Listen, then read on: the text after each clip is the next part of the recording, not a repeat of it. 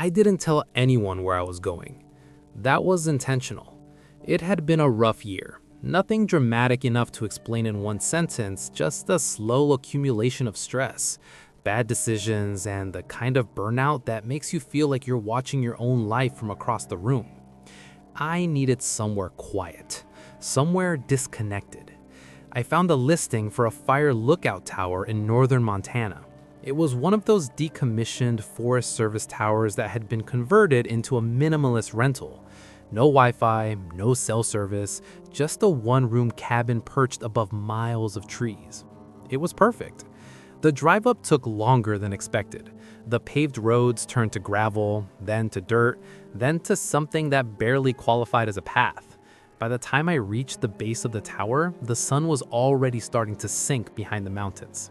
The tower itself stood alone on a ridge, tall and skeletal with a narrow staircase zigzagging up to the cabin at the top. The first thing I noticed was how exposed it felt. There were no neighboring cabins, no nearby roads, just trees stretching endlessly in every direction. Inside, the space was smaller than the photos made it look. A bed against one wall, a propane stove, a small table by the windows that wrapped around the entire room. From up there, you could see everything. Or at least, I thought you could. I spent the evening watching the sunset bleed into the forest. It was peaceful in a way that felt almost aggressive, like the silence had weight. No distant traffic, no airplanes, not even wind, just stillness. Around 10 p.m., I locked a trapdoor at the top of the stairs. There was a heavy metal latch on the inside, which I found oddly reassuring. The listing emphasized privacy and solitude, but that latch suggested someone had once needed more than just privacy. I went to bed earlier than usual. The darkness out there was complete.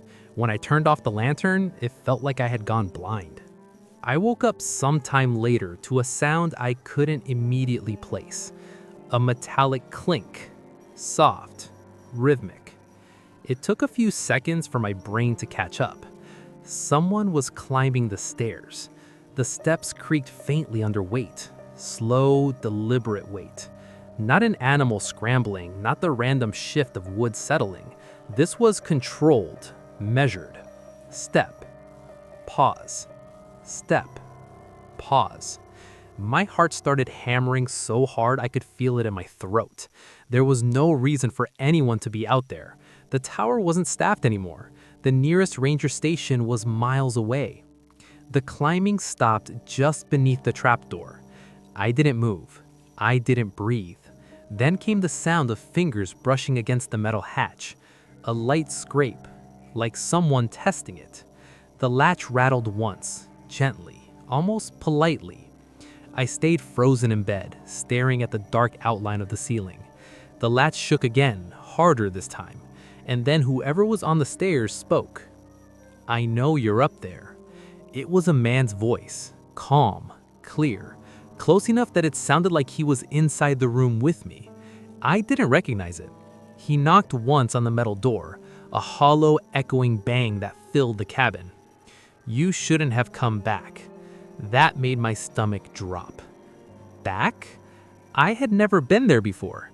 The silence that followed was worse than the voice. It stretched on long enough that I started to question whether I dreamed it. Maybe I was still half asleep. Maybe the isolation was already messing with me. Then the entire tower shifted slightly, just enough to make the windows creak. He was putting his weight against the hatch. The latch held, but it strained. I could hear the metal flex. I slid out of bed as quietly as I could and grabbed a small hatchet that had been left near the stove. It felt useless in my shaking hands.